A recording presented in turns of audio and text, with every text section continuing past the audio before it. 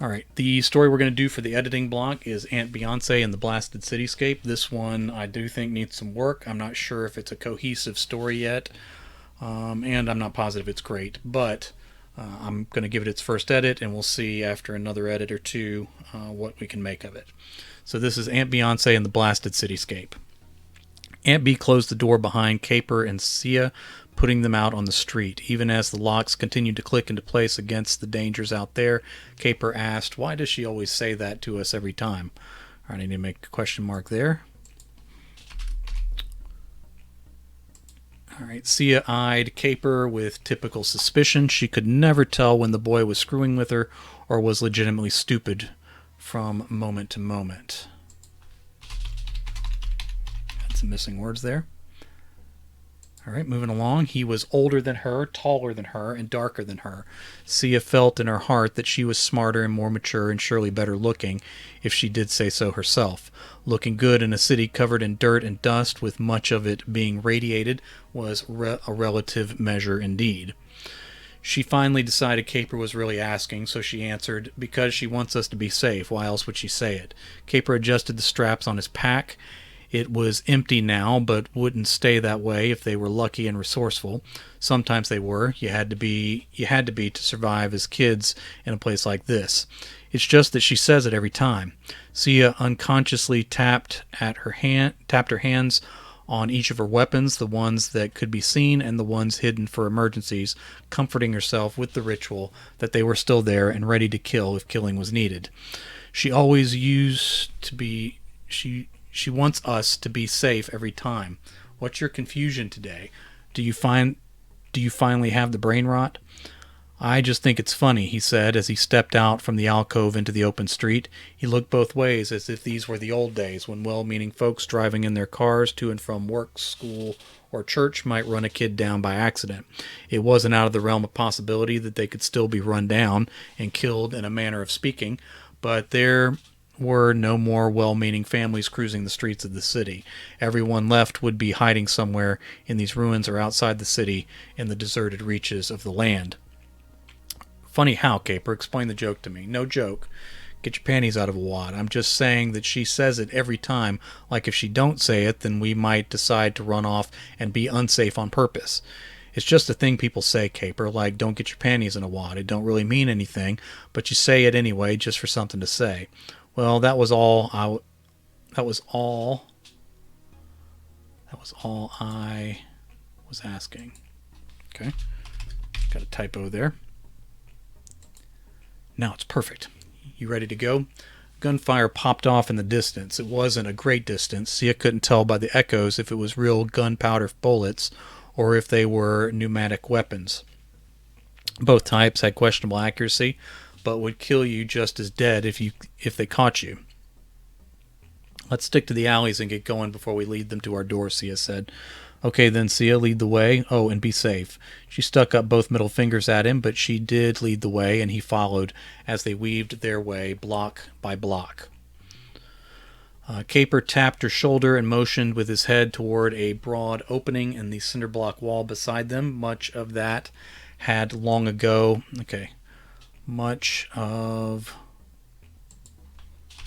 wall had long ago collapsed in on itself in a heap of, much of the building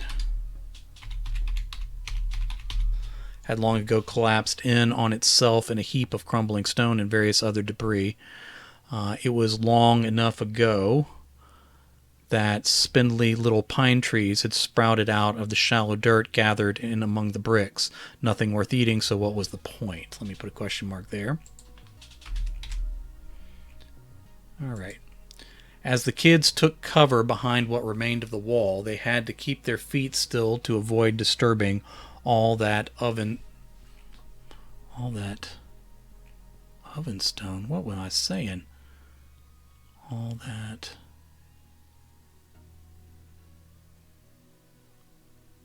fallen stone? Apparently I'm writing a secret code to myself that I don't remember. All right. We'll see if that makes sense on another edit. Sia had not seen what had prompted him to call for taking cover, but as dumb as Caper could be, she trusted that if he saw something he didn't like, there was a good chance she wouldn't like it either. Then she heard the voices. Like the gunshot, she couldn't quite identify them right away, but mostly she didn't like people, and she especially disliked strangers, so taking cover felt right. Sia dared to poke her head out to see what was what. It was other kids. They were older than her and Caper, but not by much. Still, they posed a real threat. Older kids got bored. They were stronger even when malnourished, and they got mean. They got mean. Let's say, comma, even meaner when they were bored. All right. Good stuff. As near as she could tell, they were playing, let's say half-heartedly. Half-heartedly playing some sort of game.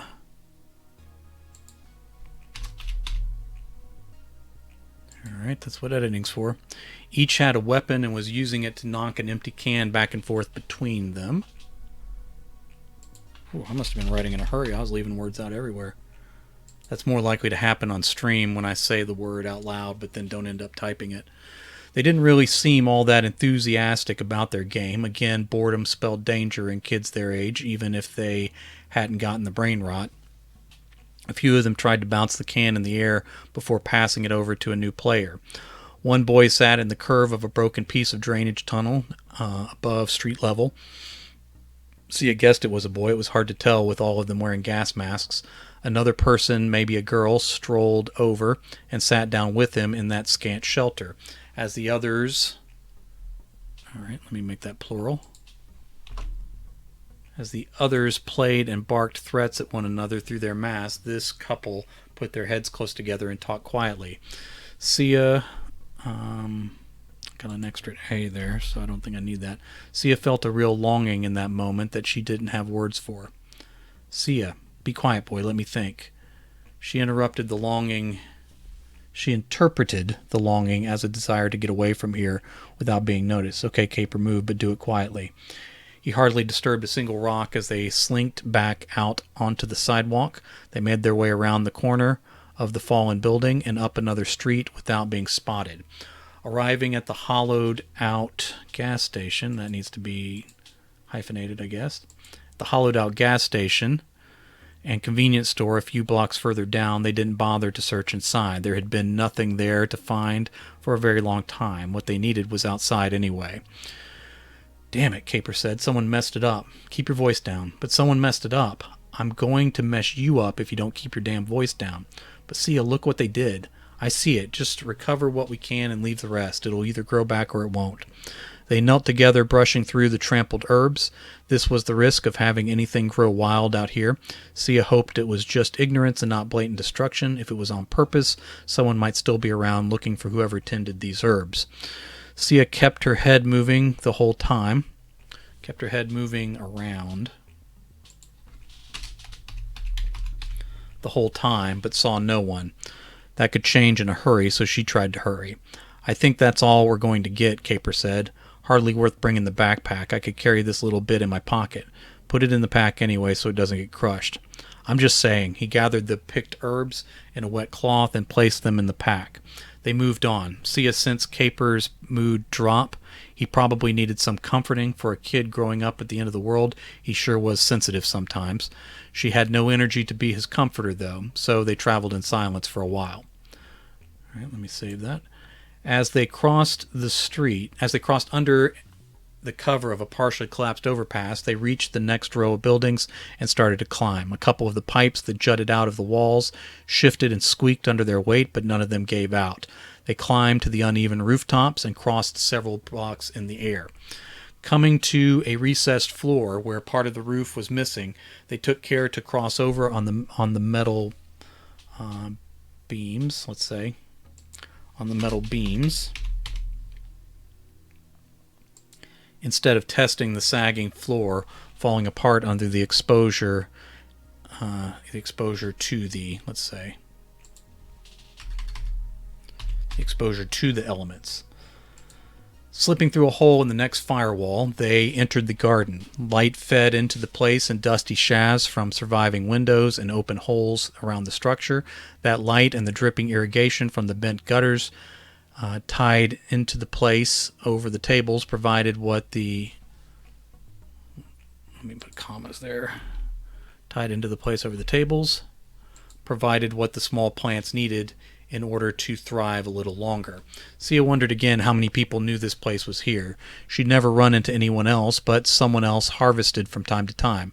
It could have been animals of some kind, but she doubted it. It couldn't have been just anyone, or this place would be treated the same way as the exposed herb garden had been. They were careful to collect the small vegetables without hurting the plants. They also didn't take everything.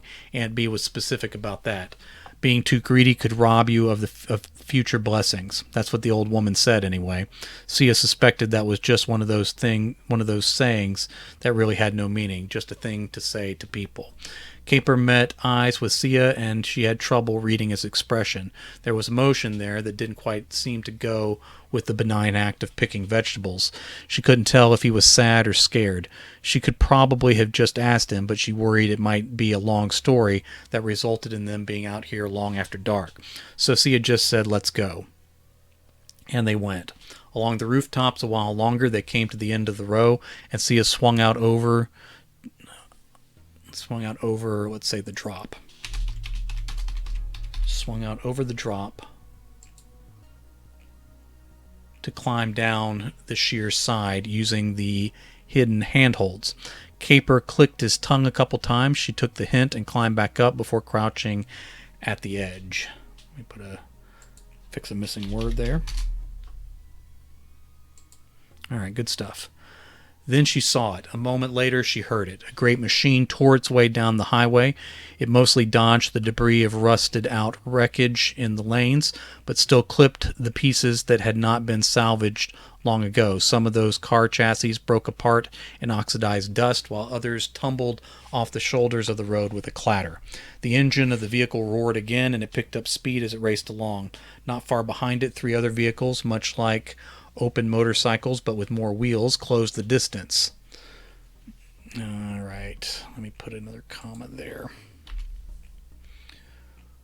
More gunfire, more of the gunfire pops, let's make that plural, sounded. She was pretty sure these were pneumatics, essentially overpowered slingshots. The projectiles punched holes in the armored hull of the fleeing truck. The truck did not slow as it approached the collapsed overpass. It tried to squeeze through. At full speed. But then bound up with a crash, getting itself impossibly stuck. The cycles took their time wheeling up behind the trapped vehicle. "It's going to be hell getting through there again," Sia said. "Those people are in trouble." "Of course they are." I need to put a comma there. Caper looked to her and then out on the scene again. "Should we help?" "We should not," she said flatly. "Seems a shame just to let them be killed like that." Sia sighed. Before she could say anything else, gunfire erupted from both parties. The pursuers first tried to take cover behind their bikes. One of them fell. The others raced for better cover as they continued to reload and shoot. She couldn't see how the people from the truck were faring underneath the bridge. "Come on," she said. "They won't notice us now, so as we move along." She climbed down the hidden footholds in the wall. Caper followed and said, "It just seems a shame." She knew the right thing to do was to say nothing and just keep going, but instead she snapped at him and said, "What's gotten into you?" All right, that needs to be compound.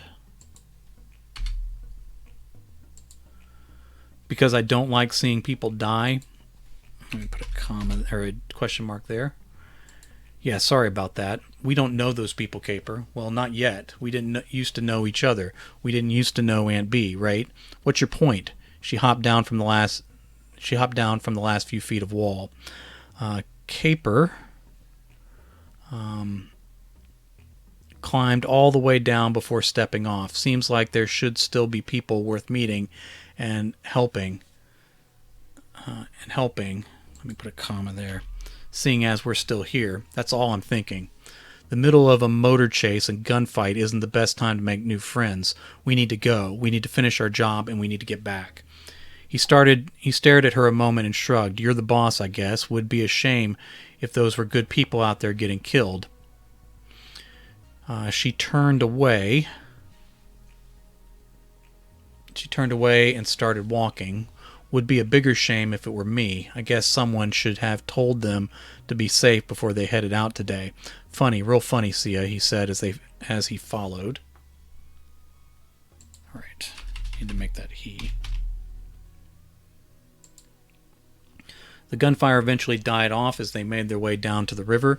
They didn't fish for anything, but they did check their snares and traps. We got one, Sia said. Make sure it's really dead. What are you saying, Caper? Of course it's dead.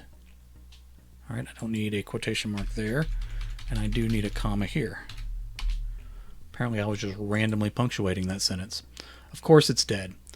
I just don't want the thing waking up once it's in my pack on my back. That needs to be a different kind of hits. Sia took a knife and made sure it was dead. Since she already started, she quickly skinned and wrapped up all the parts before Caper packed it away. They left the river. Let me put bank here.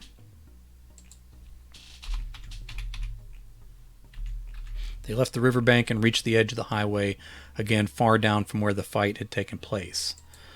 Caper asked, "Do you like me?" Sia stared at him before going back to scanning the roadway and the buildings rising around them. "Why would you ask me a question like that? I just want to be sure there's a person that cares that I'm here." She sighed. "I care about you a lot more than those people fighting down the road. How's that?" Put a question mark there. "Sure, I guess." "Stop being weird and keep your eyes open. I need you watching my back, not getting distracted." "Whatever you say, Sia." They crossed the highway in a rush. This time they both looked in each direction. There had been some recent traffic after all. The engine noise from the cycles rose, but the vehicles never came into view. They weaved back through the city, pausing one more time as the older kids in their masks strolled along a boulevard.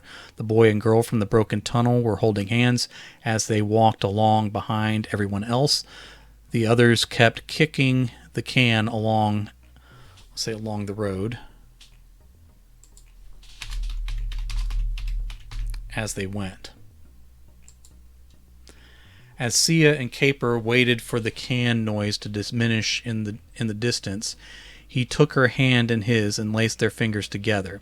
Sia thought about the couple strolling through the street. Then she cleared her throat and shook Caper's hand away from hers. "Stop, don't be weird. I don't know where your hands have been." "What do you mean? All the same places your hand has been." "I seriously doubt that." She made her way across the now deserted roadway. "What's that supposed to mean?" Okay, let me fix a typo there. He called as he followed. "Keep your voice down and just come on." They reached a different door from the one they had exited. Sia carefully tapped out the code on its metal surface. A muffled voice from within said, "Who is it? What did you bring me?" Sia growled under her breath, "Damn it all." Caper stepped forward. "Stop screwing around and let us in, you little brat, right now." The young boy unlocked and opened the door. Caper shoved the kid backward and said, "That stuff isn't funny. Don't ever leave us out there." As Caper continued the scolding, Sia sealed the door and took the pack. She followed the smells of cooking into the kitchen and presented the findings to Aunt B. The old woman smiled and said, "That will do just fine, kids. Good work as always." "Someone trampled the herb garden," Caper said. "Oh, that's a shame." Aunt B organized the new ingredients and continued cooking. Some people got trapped on the road by marauders, Caper went on, "and I think they might have gotten killed." "Oh my, I'm sorry you had to see that. That's why I always tell you to be careful."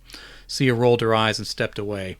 "We came back alive, though. I'm proud that you both did. Very proud and very happy." Sia climbed up a ladder in the hall and crawled into a room formed out of an old heating system duct. Her sleeping bag was bunched in one corner, so she spread it out under her again. A couple of her books had fallen over where they lined one wall, so she righted those. At the end of the space was a welded metal grill, and a plastic bubble fitted over that. Sia pulled a cord and lifted the bubble so she could get some breeze through the grate. Let me add a missing word there. The city stunk. It always stunk, but she noticed it more when she smelled the air coming through here. Still, the breeze felt good as the sun finished setting. She watched the many streets and levels of the cityscape she could, let's say that she could see. You usually don't want that in there, but I'm going to put it in anyway for clarity. That she could see from this perch. She remained there observing the ruins closely as she waited for dinner. She kind of hoped that the boy and girl holding hands might pass by again.